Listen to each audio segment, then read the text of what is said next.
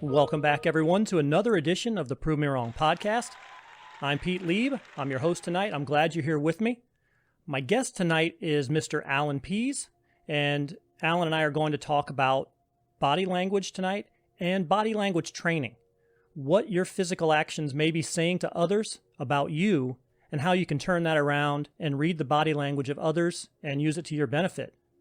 Allan and his partner and wife, Barbara Pease, are two of the most successful relationship authors in the business, and they've given seminars in 70 countries and authored 18 best-selling books, including a few I think I need to read, like Why Men Don't Listen and Women Can't Read Maps, The Body Language in the Workplace, The Body Language of Love, and what we're really going to talk about tonight as well, the definitive book of body language. Allan's been involved in research and application of body language for basically his entire life. We're going to talk about that tonight. You can find more about all of Allan's books, ebooks, and audiobooks on peaseinternational.com. And Barbara Pease is also providing online coaching as well, peaseinternational.com/coaching. So once again, all the way from the Sunshine Coast, Queensland, where it's already tomorrow, I'd like to welcome Allan to the show. Hey, Pete, glad to be here. Thank you very much. I appreciate it. I know we did a little bit of talking before the show, but for the listening audience, could you start us off at the beginning and let us know how you got started with body language? How did you become aware of the power, and when did you start incorporating it into your life?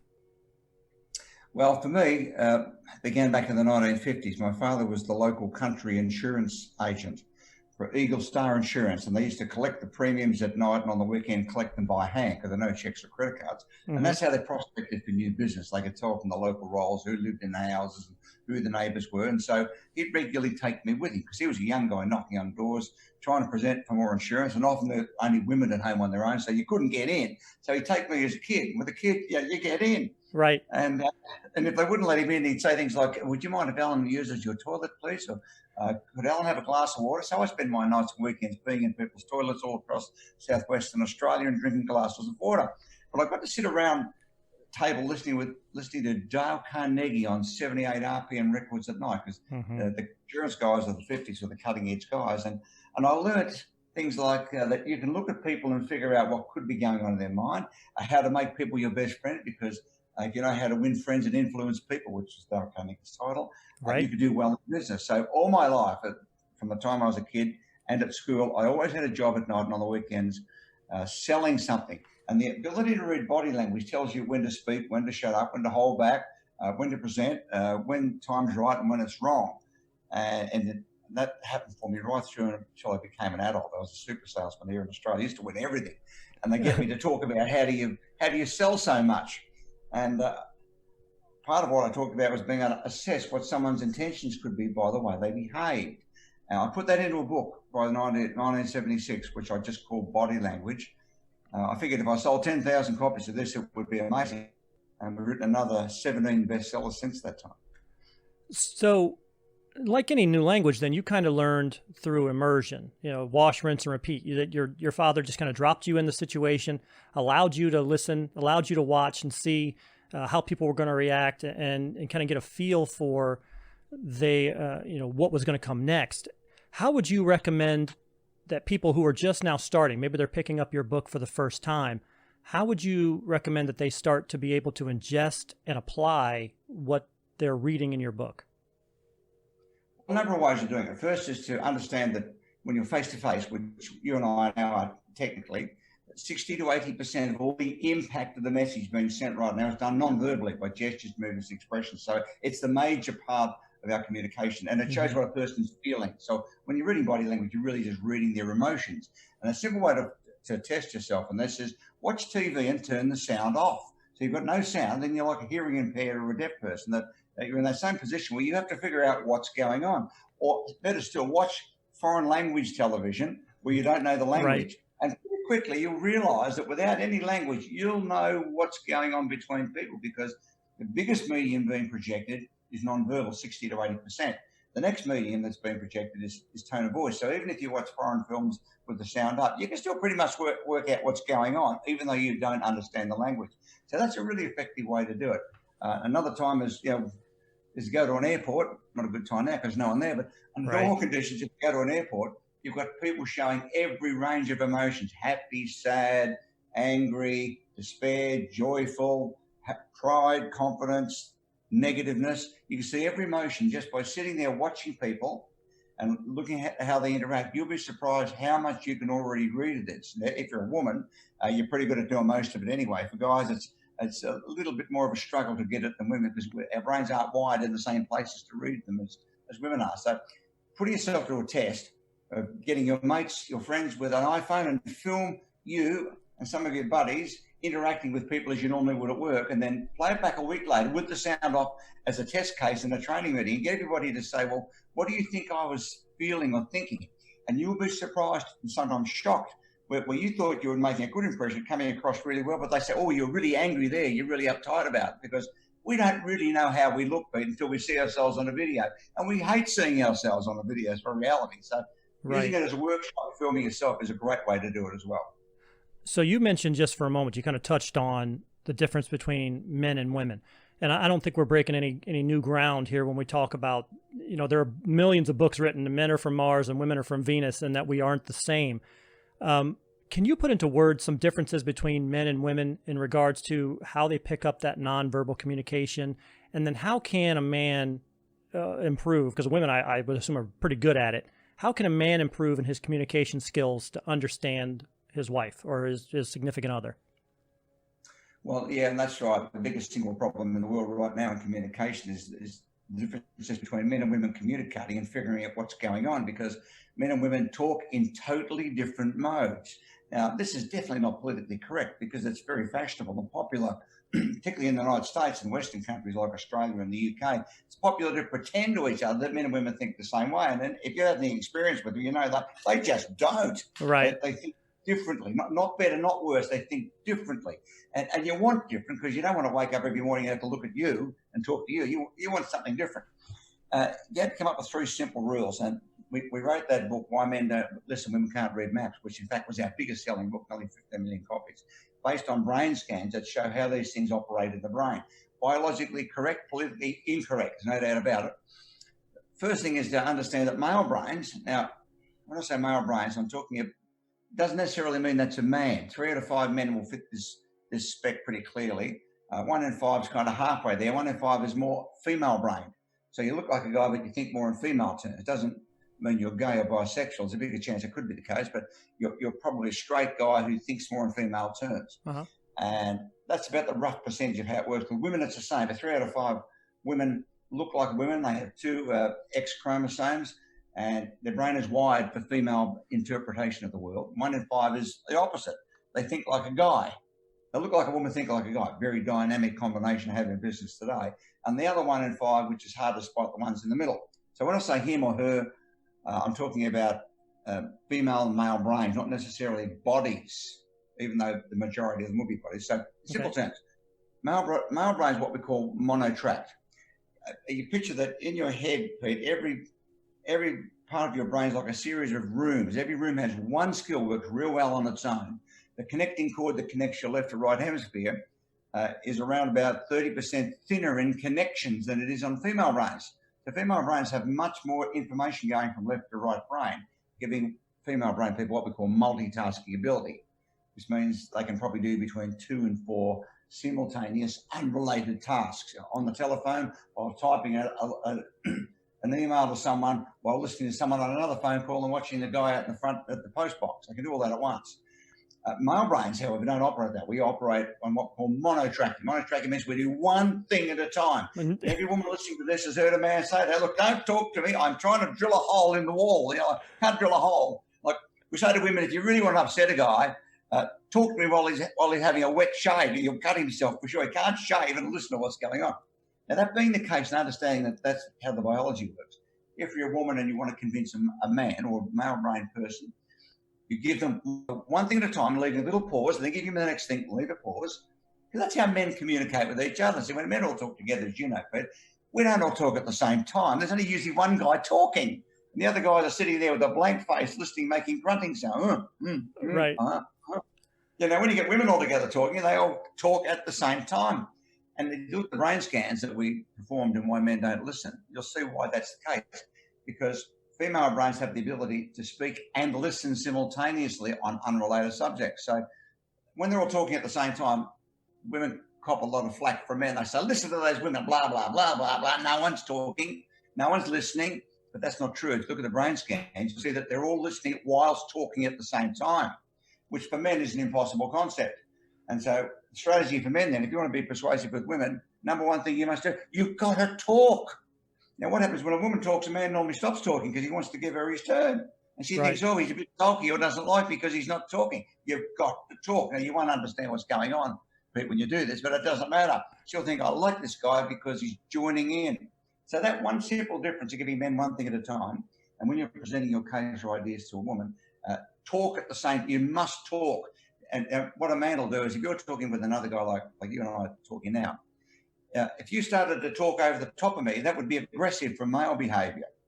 For women, that's seen as inclusive. Hey, she's with us. Now, here's the problem. You get in with a guy. I was watching a guy this morning with 4 women, and they're all standing socially distanced, and they're all talking, and they're drinking, and the 4 women were all talking simultaneously. And the one guy was standing there with his coffee, and he's going like this. He's moving his head from side to side, like he's waiting for a turn, waiting to get his turn, and nothing happened because there's no turn with women. There's none. You just got to talk. They get it. But he was waiting for his turn, and it didn't come as a consequence. Now, if you say to the women, how was he in that conversation? They'd probably say, he's a bit quiet, he's a bit sulky. Right. No, he was just waiting for his turn. So, you know what? If a guy's talking, give him his turn. That's real life right there. Because quite honestly, you are absolutely right. If I am sitting or if I'm watching, I told my wife, you have to literally say my name. If I'm watching television or I'm doing something, you have to say my name. You can't just speak into the room and assume that I'm hearing it, assume that I hear what you're saying and I am comprehending. You literally have to say my name first and have me look at you and then start your conversation, because I won't hear it. It'll be gone. So I'm glad that you are saying that there are brain scans that just show that I'm not, I don't have dementia. I'm not different. It's just the way my brain works. I appreciate that. You're a normal guy. Thank you. So I heard one of your other talks, and you had talked about you've done a lot of training of your methods with foreign leaders in the past. Can you talk about some of the world leaders that you have helped train in the art of communication? Most I can't, because contractually with the privacy, we can't talk about what they do, because someone who's a world leader or a big corporate leader, if it's known that they've been trained how to protect themselves, which many US presidents have been and still are, then it detracts from their credibility. Well, probably the most well-known person I think that I've been reported on that's widely publicised in the media was Vladimir Putin. Oh. And I did the first seminar in 1992 in March at the Winter Palace, which was then the seat of power in Leningrad, which became St. Petersburg, for the new 300 politicians. I did it for the brand new mayor, Anatoly Sobchak, who's become a famous figure in Russia since then. He's deceased now, but I did a seminar for him and the brand new politicians on how to go in the media like we are now, how to go on television and look okay to the rest of the world, because they didn't. They've 72 years of communism, and they look like hard-faced, table-banging individuals, which they'd be making karate chops saying, we want to help you, while making a karate chop. That's like waving a fist in someone's face and saying, I love you. I can't believe it. And the body language overrides it.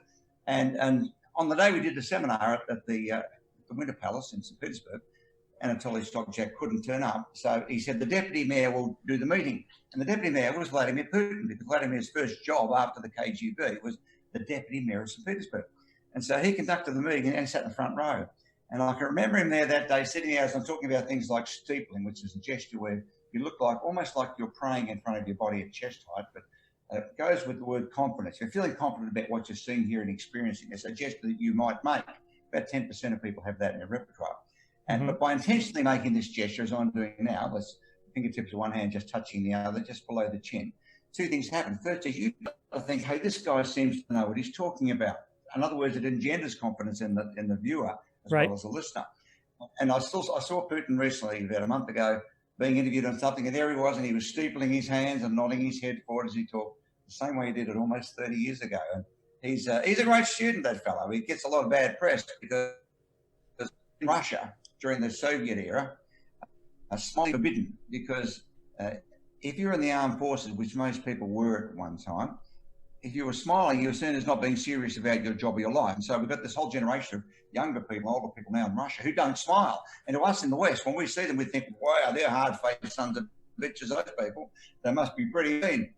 Well, let me ask you this then. Let me follow up about Putin, because did you see, there was a video, you might have seen it online, there was a video with Putin, and there was another world leader there, and I don't know who he was, but I think he was presenting a dog to Vladimir Putin, and he picked the dog up by the scruff of its neck, and he's showing the dog around, and he's very proud of himself, and this dog is just hanging there, by the scruff of the neck, and he's just kind of waving it, and Putin is behind him, and you could just see, talk about body language, you could just see the shock in his eyes. He finally got up and walked over and grabbed the dog, this puppy, from this other guy, and then cradled it and was petting the dog. And I thought, wow, if that doesn't tell you something about the man, the way he treats an animal, the way he saw, this guy was he wasn't holding it aggressively or badly, but it just looked like the dog was uncomfortable. And Putin finally had to just get up and walk over. Does that kind of track with the Putin that you knew? Absolutely. In fact, when I did that seminar in 1992, my wife Barbara came with me, and her father, who'd been very ill, he was in his 70s, he came with us as well. And nobody spoke English when we were at the Kremlin doing this seminar. And we had to keep an eye on her father because he just got out of hospital and they didn't expect him to survive the trip, but he wanted to go overseas for the first time. But with all this medication he was on, he had to go to the restroom at least every 30 to 60 minutes. Anyway, we lost him. We lost him in the Kremlin. I was on stage and Barb thought he was with me.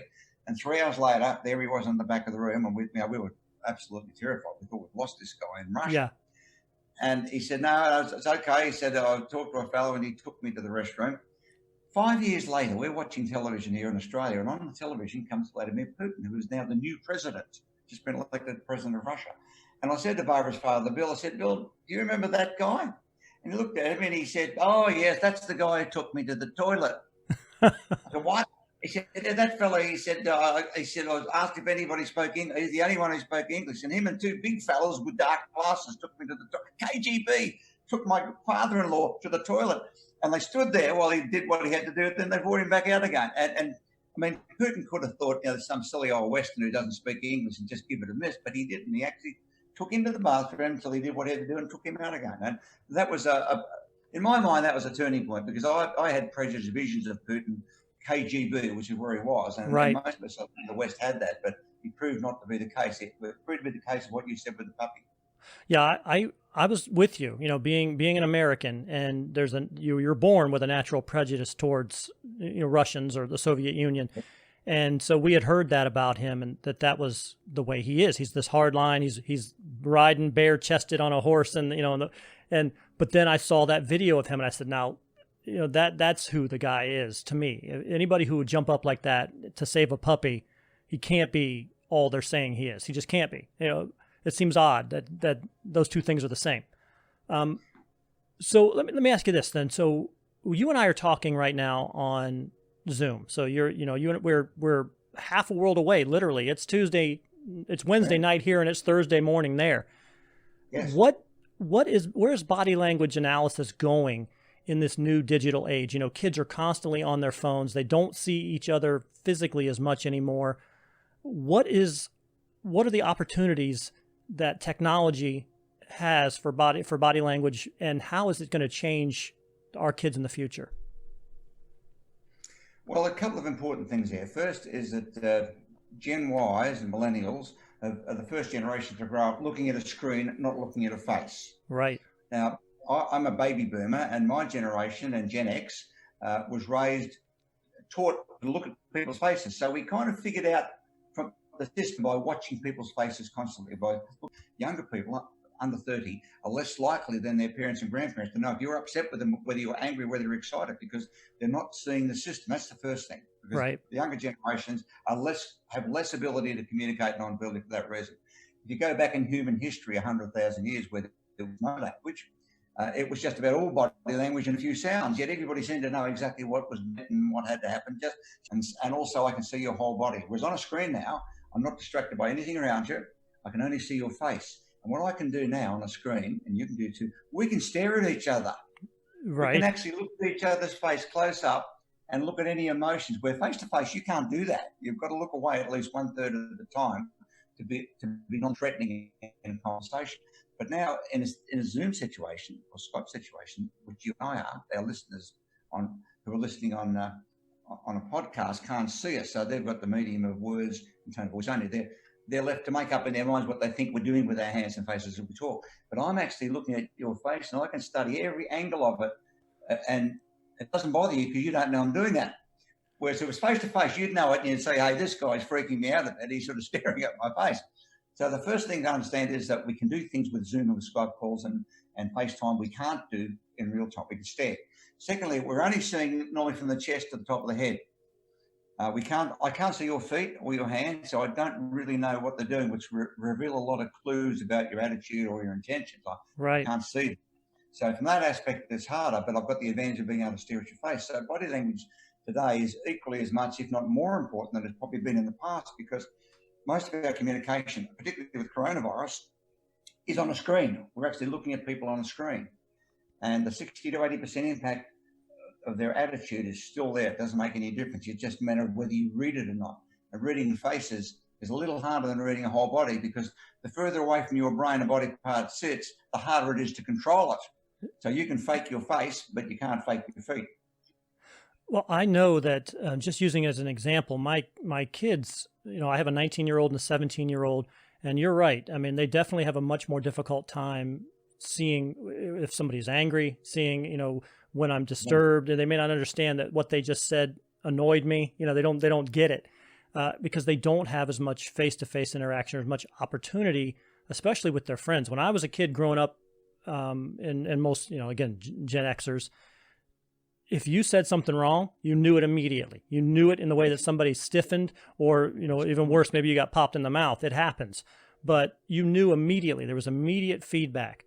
Now, when you don't see your friends, or, the majority of your interactions are through text or online somehow, one, you get to hide behind the screen, and there is no repercussions of your actions. But two, you do not, like, to your point, you don't see that what you just said made me ball my fist. What's gonna happen? Or I stiffened physically because of you insulted me. You just don't even realize it. So it's definitely something that I worry about, that our kids are going to be less and less sensitive to the things that they're saying and what those words, then the effect that the words have on people, and not be able to read what the impact is. So I mean, how do you think? Is there any way of, I don't know that there's a way to put the genie back in the bottle. I mean, technology is what it is now. Is there anything coming up that you think that can help that, or is it just we're going to have to adjust?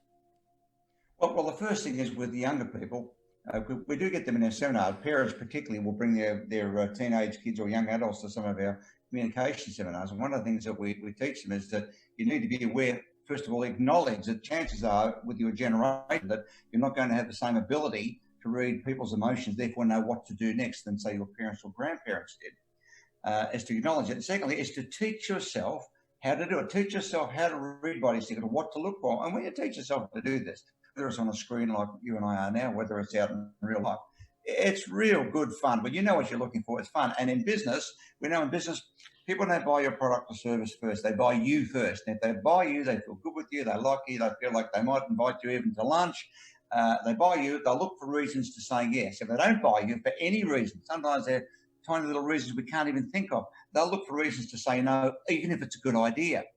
So teach yourself to be able to read body signals. Of course, with younger generations, you go on a date somewhere. If you can't do this on a date, you're going to strike out pretty bad.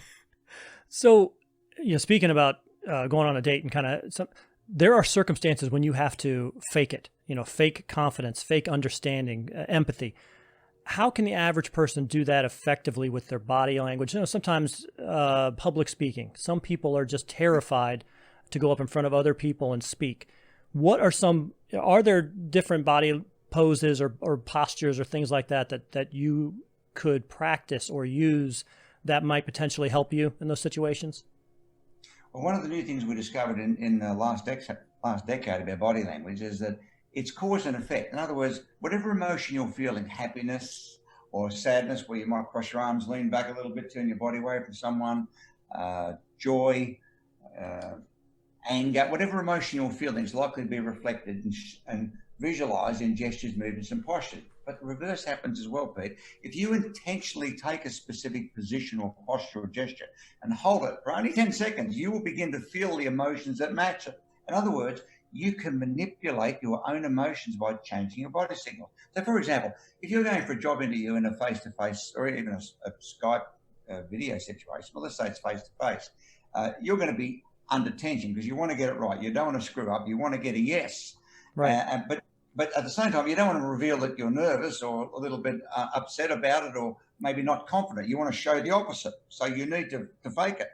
If you intentionally, before you go into that interview, in your mind practice, seeing yourself going into the interview, see yourself going through the motions of introducing yourself to the person and making a great impression, see yourself using all the right signals, your brain doesn't know that's not true. So that when you enter that room, your body will act out what it just saw when you were sitting outside waiting to go in. So in other words, the old thing about fake it till you make it, from the biological standpoint, that is absolutely true.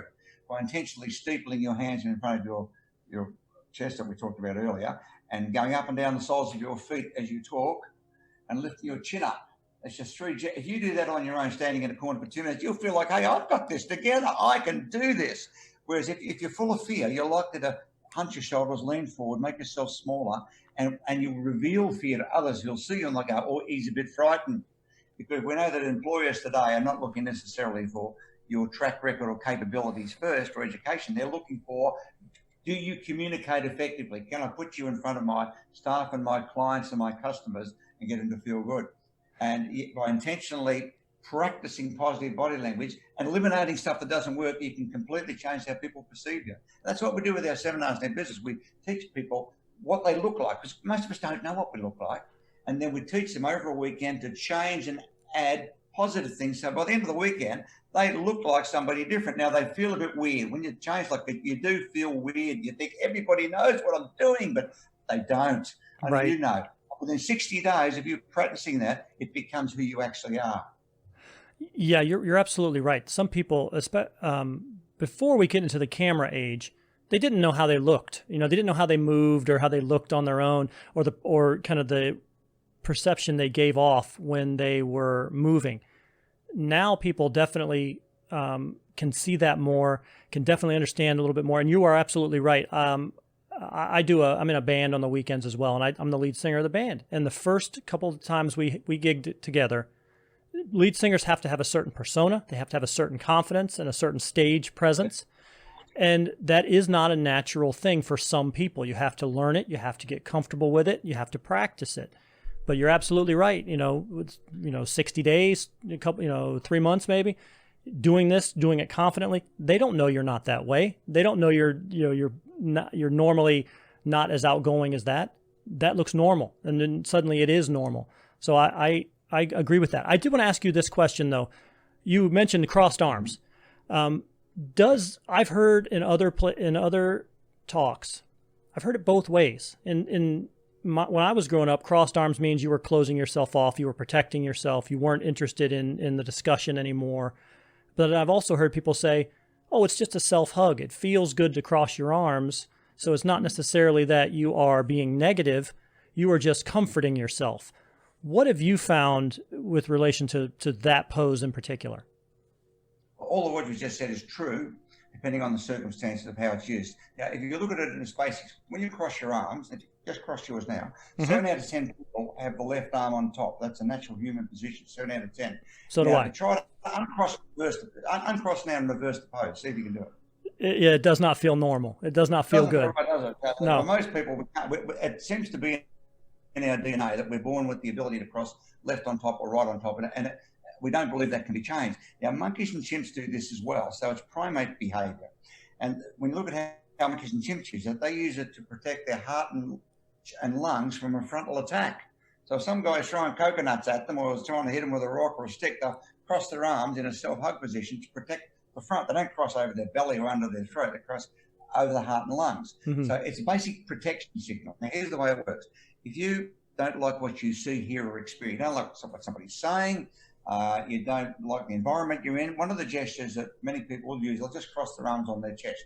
Now, they'll deny they're being defensive. They go, no, I'm not defensive, I'm comfortable. Well, of course you're comfortable. It matches your attitude. Your attitude's defensive. So when you cross your arms, it feels very comfortable. When you're with all your friends having a great time somewhere, crossing your arms doesn't feel very comfortable at all because it's out of context. So that's the first thing, is that it has biological roots, we believe. Secondly, that if you intentionally cross your arms for any reason, such as the temperature, the air conditioning is just conked out and it's getting pretty cold in the room, so people cross their arms for warmth. If you intentionally cross them because of the cause and effect factor, learning and retention of people in the next 30 minutes with crossed arms goes down by up to 40%. In other words, you put people in a cool room, try to convince them, you have far less chance of doing it than if you have it in a room of 21 degrees Celsius, 72 degrees Fahrenheit. So having a room that's just room temperature is 1 degree below is the best learning environment. We know that when people are in a colder environment, they remember more. That's true, and they do. But they've got their arms crossed. They remember how bad it was. Yeah, no doubt. Well, okay, so it basically ties into there's context involved, right? So that's like most things. There's some context. Just crossing your arms doesn't necessarily a negative thing. It's kind of the context of the whole discussion or process. So that's what I'm hearing. Well, there are two serious implications. You're absolutely right, but there are two more serious implications. One is, if you cross your arms for any reason, you will begin to experience the cause and effect. Oh, okay. Crossed arms, you'll begin to feel non-participative. With your arms crossed, you don't have to do anything. You don't have to answer a question. You can just sit back and check it all out. That's the first thing, that you stop talking and become less communicative. And secondly, anybody who sees you with your arms crossed, their brain silently assumes this guy or this person is tuned out. So they from your repertoire altogether. Don't have crossed arms in your repertoire, full stop. Train yourself out of it, because nothing good comes of it. Unless you're trying to show somebody you intensely absolutely don't agree, then you might use it. Otherwise, don't do it. Okay. So only do it on purpose. Got it. Train it out. If you're debating with the opposition and you want to show you don't agree with them, crossing your arms in a debate with all three of you crossing, that's a great strategy. But in real life, people will exclude you. They won't look at you as long, and they won't listen to you as much, and they cut you out because they think you're non-participative, and you feel you're non-participative. So you'll never see me cross my arms. I've eliminated it decades ago, because once I found out what the impact it was on viewers and on me, I just stopped doing it. Oh, okay. Let me talk about a little bit about lying, Allan. And most people, when they think of body language, they equate it to the art of detecting a lie. And there are television shows galore about reading faces and micro expressions and cues and looking certain directions. For those that are interested, can you give some examples of deceptive triggers and how they are used kind of in context, which would indicate somebody's being untruthful? Well, yes, first of all, there are cultural implications here, because I'll exclude people in Asia generally, people of Chinese Asian descent, because they will look you in the eye and they'll lie to you. Whereas in Westerners, Europeans, we have difficulty with that. We've been raised in a society where if we feel like we're telling an intentional lie, we are compelled to look away for a split time. Or if we're a professional liar, we know to maintain eye contact at all times, because hopefully you won't be able to pick up that I'm lying. Whereas Chinese Asians will look you in the eye and lie, but they'll start to move their feet more. So if you're talking to Mr. Wong, and people say, this is discrimination. No, this is how it works in real life, in real cultures. You want to find out if Mr. Wong's lying, look under the table and check his feet. If his feet are going 10 to the dozen, then maybe you stood up asking some questions. Whereas in the case of Westerns or Europeans like you and I, one of the things that we do if we start to tell intentional lies or deceit, we know that hand-to-head and hand-to-face contact increases dramatically, up to 10 times the usual frequency. Touching the nose, touching the ears, touching around the mouth. Now, here's the danger, and I know what you're thinking right now, Pete. So if I said to you, for example, Pete, I wouldn't miss your program ever, and I'm rubbing my nose vigorously, do you believe me? To me, it comes down to context. Did I ask you something, and are you going, oh, well, I think so. Yeah, your program's great. Yeah, but you're grabbing your chin in the throat. I'm touching my nose. Well, yeah. The check's in the mail, and you're looking well and healthy. Now, I scratched my nose, and we know that more than 90% of people who saw that without awareness would say, I don't think I can trust that guy. Oh, okay. Me. If you said to them, well, why wouldn't you trust him? What did he do? And most of them can't articulate what they saw. They go, there's something about the guy. We don't know what it is, but he just looks a bit shifty. In fact, it's because I touched my nose. Now, here's the danger. I might have just had an itchy nose, Pete. I might have had bad breath, false teeth, had garlic. There's all sorts. Maybe I didn't shave properly this morning. There's all sorts of reasons why I might have touched my nose. Right. Which means never take one signal and say it means something. You've got to look for at least three. We call this a cluster in the context in which you see it happening. So if I just said to you, I always listen to your program and I rub my nose, well, look, maybe I had an itchy nose. The danger is, if you're not aware of this, you might say to yourself, I don't believe him, he's lying, because it looked like a lie. Right. Now let's put it in a cluster 3. So I say, I always listen to your show, rubbing my nose. Great to see you on the air, start squeezing my eyes. I can listen to you all day as I'm drilling a finger in my ear. And check the mail as I pull my collar and look to the right. Now, with a cluster, there's 5 or 6 signals there. And if you can pick those up, you can say, yeah, this guy's flying his head off. Whereas just a single nose touch could mean too many things. But most people look, doesn't matter why I touch my nose, you'll think that I'm deceiving you. You'll get a feeling I'm not being straight with you, even though you can't articulate that you saw the nose touch. But it happened and your brain picked it up. So, I mean, yeah, I know personally, if I'm watching somebody or I ask them a question and I look at them and they look off to the side, that's always been kind of a trigger that we've heard multiple times. If you look off to their, I guess it's their right, if you're looking at them, your left, is that correct? I've always kind of thought, oh, they're lying, but I don't know if that's real or not. I mean, is that a real thing where, I love your show, I'm looking off to the right, or where were you at last week? Oh, I was at the movies, and you're looking off to the right, to your own right. I was like, well, you weren't at the movies. Where were you? Is that a real phenomenon? Well, that's NLP, neuro-linguistic programming, which the left side of the brain controls the right side function, the right part of the brain controls the left side function. So the theory behind it was that whichever side you're looking to shows you which brain you've engaged. Now, of course, with left-hand people, everything's backwards on that one. I don't teach personally. I investigated it fairly thoroughly, and it's a pretty popular concept. But I found, first of all, it's a very hard thing to teach because, as you pointed out, your left is my right. So it's hard enough to remember what I was talking about, let alone did you move left or right. Right. If you watch it on a videotape replay, well, okay, then you've got more information because you can pre-frame and you can recall. There's been a lot of studies in recent times that seem to indicate that they don't believe it actually works the way it is. But the jury seems to be out on the whole thing. But I don't personally teach it because it's a hard concept to get your head around, and even harder to be able to do in real life because face-to-face, everybody's left is your right. And it's hard to remember what you're talking about, let alone did they look left. Yeah, exactly. Have you ever done any consulting or examinations in criminal cases where they had you involved in the interrogation just to see what your feelings were? Yes, back in the 70s and the 80s, particularly. 90s, I tended to pull out of it because I got involved with a couple of high-profile drug lords here who were going to court for distributing drugs, and I got death threats and all sorts. They pulled the gates off my house, and so I decided to pull out of doing that from that point. Prior to that, I did quite a bit, sitting in court, looking at witnesses giving evidence. Now, that was really interesting for me to do because I had a very famous television program here in Australia at the time on how to read people. This is before the lie to me's and all the other programs that have flooded the television since. Right. And witnesses would see me sitting there. Someone's given as a witness, and they see me sitting out in the stand, and they think, "Oh my God, that's the body language guy. He knows if I'm lying."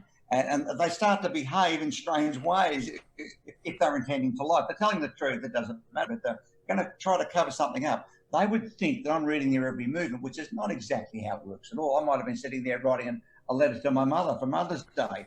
But no, they think, oh, he's writing down every gesture. And as a result, it really tripped a lot of people up. But on the other hand, also, I think of clients that I've had in the past who are accused of doing a horrendous crime, when in fact they didn't. And I had one very famous person I was involved with here in Australia, a woman called Lindy Chamberlain. And she was camping at Ayers Rock, the famous red rock in the centre of Australia. And the story was that a dingo snuck into the tent one night and stole her 6-week-old baby and killed it. And Meryl Streep started a movie. They made a movie about this. Meryl Streep. Yeah. It was a big, big case. And she was on television doing interviews about what happened, and she just didn't look right. She had dark glasses on. Her expressions didn't match what we'd expect to see. And it was outrage in Australia from women, not from men. Men didn't sort of quite get this, but from women saying there's something wrong here, that we don't believe what she's saying about a dingo taking her baby. Then they brought in dingo experts who said, no, dingoes don't take babies, which we now know they do.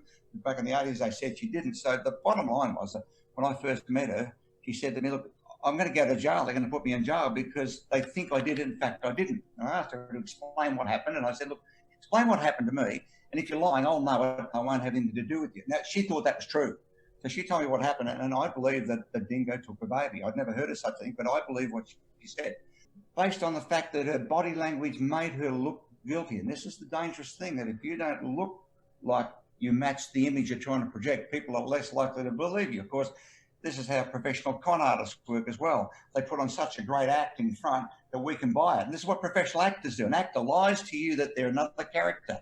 And if you believe them, you give them an Oscar. No doubt. You try that in business and they'll give you 10 years in jail. Well, that's also how a lot of serial killers get away with it. You know, they don't have that same internal clockwork that the rest of us do, that feels shame at lying or shame at what they've done.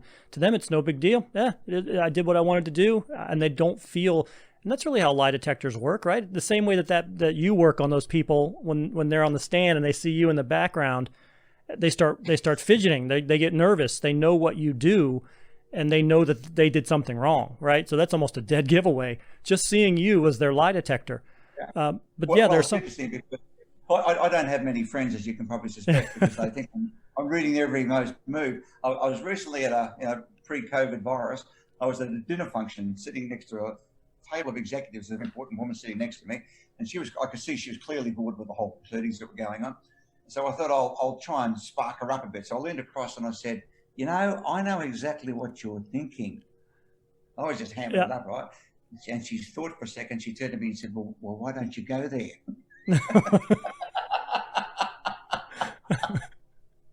But this is the problem that you've highlighted, that if you look like you committed a crime, we know that there's a greater chance you're going to get a bad sentence if we're convicted. If you look like you didn't, we tend to let people off and give them lighter sentences. And you see, with O.J. Simpson, for example, the evidence tend to suggest that the guy probably might have done it. Yeah. But when he was in court, he just sat there, and you really couldn't see whether he did or not. And he was he was my television hero from the Naked Gun series, and he didn't really look like a guy who might do this. However, you look at other serial killers, for example, or serial killers in general, not other ones, and a lot of them just look like ordinary guy. John Gacy, for example, one of the greatest in America as a serial killer, and he was a member of the JCs. He was a senator. I'm a senator. I met the guy. And he was a friendly, lovely, most nice guy you've ever met, yet he was killing lots of people. Yeah, I mean, that's a whole nother discussion. Just kind of what's broke inside there that allows them to do those things and not have that empathy, and not have that sense of, I've done something wrong, and it's just not there. It's not in their body language. It's not in their facial expressions. They're gone. It's amazing. It's an interesting thing. Let me, the last couple of minutes. Go ahead. Yeah, if you look at sociopaths too, I did a study with sociopaths, but an interesting one I did was with people who, in some of the weird offbeat cult religions, who want you to join their religion, and they will convince you that what they believe in is the way to go. Their God is the only way to go. And when you listen to some of these people, you can see that they actually believe what they're saying. Yeah. Now, the interesting thing is, in studying the body language of these people, is that their body language shows that they're actually telling the truth. And the reason that they're telling the truth and they're showing truthful behavior, because they in their hearts sincerely believe what they're saying. Yet the rest of us, we don't believe any of that necessarily. And so we just discount, but they do look like they know that. Whereas a professional liar is likely to have what's called leakage. They're trying to convince you, but every now and again a signal will just contradict. A little movement of the cheek or a nostril will contradict what they said. But people who believe what they're actually saying, even if we don't, it's completely wrong, they still are hard to pick because they look like they're telling the truth. Well, in their aspect, from their standpoint, they are telling the truth. But from our standpoint, they're not. Yeah, the con artists, to me, are significantly easier for me to pick out, because to your point, I always tend to find that they stand a little closer to me than I want them to be. They're a little more conspiratorial than I want them to be. And like I said to my daughter, who's 17, I was like, if anybody comes up to you and starts speaking to you, and in your gut, you can't put lyrics or words on it, but you can tell in your gut that just something is off about this person. Your gut is right. Mm-hmm. Go with what your gut is telling you. You don't have to be able to put it into words while they touch their nose and pull their ear and look to the right. something about the mannerisms of that person is off, and trust your gut. So I fully, that is much easier for me to get than the true believer. What I'm saying is crazy, but I believe it. I'm a true believer. Yes. And there is no rationalizing with that. There's no discussion. You're not going to change their mind. It's one of those things where you say, well, I value your opinion, and you walk away if you can, and you leave. I have just a couple more minutes, and if I could, I'd like to go real quick to the body language of love, right? If you could give me some examples, or people, those guys out there, those hard luck guys who are striking out, can you give me some examples of when someone is or isn't into you when you're on that date? Yeah. Now we're going to talk here about in normal times as opposed to virus times. Correct. Where behaviours have changed. Right. Well, humans, basically we're a primate, and our love and our courtship is dictated by very ancient rules that are hardwired into our heads. So when a man and woman gets together and you want to work out, she's saying, does he like me? And he's saying, well, am I half a chance to with her? Should I take her to lunch, buy her a drink, or should I give it a miss and save the money? First thing that happens when you're with somebody who you really like, we go through what's called preening. We try to make ourselves look as good as we can. So your brain says, hey, I really like this person. I want to look really good. So suddenly without awareness, usually you'll start to stand taller, your chest will go out, shoulders will go back, and you start to look like you're younger. And if you're with somebody who you really fancy, you go, wow, this gal or this guy really gets me going here. What the hidden cameras have shown is that your face is likely to pull back to remove wrinkles from your face so you look more attractive. This is a really interesting thing. If they really are tickling your ivories, their faces become tighter and younger. So we instantly start to make ourselves taller, more attractive, better. Now, what you're looking for in the other person is signals that show that they like you. So if you're the guy you're talking about, because we know that men are not very good at this. In fact, 96% of all courtship when men and women meet is initiated by women. Yeah. Even if the guy says, oh, no, that's not true. I crossed the dance floor and asked her for it. I crossed the bar and asked her for a drink. No, he didn't do that at all. She sent him a signal to give him the green light, to give him enough courage to cross the dance floor. No doubt. It's only sociopaths and those who are non-empathetic will cross the dance floor and play the numbers game. But for most of us mere mortal guys, we're looking for a green light. So we don't want to fail in front of our friends or fail in front of her. So most things in courtship are started by women, and men don't like the idea, but that's the way it works. If you've got a green signal, you've got to run with it. And so you're face-to-face talking with a woman. If she likes you, she thinks, hey, I think this piece is quite a cute guy. She'll start to preen. One of the preening signals you might see, she starts just rubbing her hair, just lightly, just above the ear, above the head. The ultimate version, she might pull out a brush from her bag and brush her hair. Now she's brushing her hair. She just met you. But things are looking pretty good at that point. If she's got a handbag, now handbag's an important cue with a woman, and most women carry some sort of a purse or handbag. For a woman, the purse or handbag is part of her body. It just doesn't leave her presence, and she will not let any guy that she doesn't like touch that handbag. So if she's moved the handbag and put it between you where you can touch it, that's a pretty sign that you're going well. Now, we don't want to take one signal and say it means something, just like nose touching could be itchy nose. You need at least three. So she's stroking her hair. She's put a handbag in between you, and she's tilted her head to the side. Now, head tilting, dogs do this as well. And women like talking to dogs. And dogs tilt their head and don't interrupt with solutions, which is what men do. Yeah. So she's tilting her head. She's actually exposing the vulnerable side of her neck, which is a submission signal. And what we found is that very powerful women who run their own race also do this with guys that they like, because out of a business role, you're in equal terms, it does. And that's why you should never do that in business if you're a woman. Because, a woman who might be a high flyer meets some guy in business, wants to impress the guy, but she fancies him, and suddenly she's tilting her neck. And if he's perceptive, picks it up, he thinks, hello, well, I've got her on the go here, and it changes the whole direction of where things are going. So she's tilting her neck, she's brushing her hair, she's looking at you sideways, her handbag's in between, and she's turned her hips towards you. She turns her hips away from people she doesn't like and towards guys she does. And as men, we do the same. We turn our body towards women and people that we do like. We turn them away from those we don't. So when you get a cluster of these factors happening, that gives you an indication that you should go to the next step. You're getting green lights. Most guys are hard pressed to pick a green light. Yeah.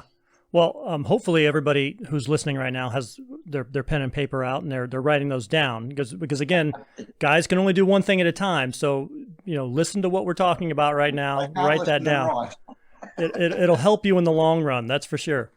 So my final thought then for tonight is if someone wanted to change what they're doing right now in terms of their body language, but their book order hasn't arrived yet, or they haven't had the online coaching with you yet, what is something that they could do just at home, right now in the mirror that you would recommend to improve the perception that they give off and even maybe just their own personality? Well, as I mentioned earlier at the start when we kicked off, Pete, was that most of us don't know what we look like. We don't know what signals we're sending or what habits we've got. Yet all our friends know because they're looking at us all the time. The first is to get some of your friends and say, look, I'm going through doing a body language self-improvement course. Can you tell me, Pete, what are some of the things that I might do that you think are good, or some of the things I might do that might annoy you? And so I want you to tell me everything because it's a training course. Right.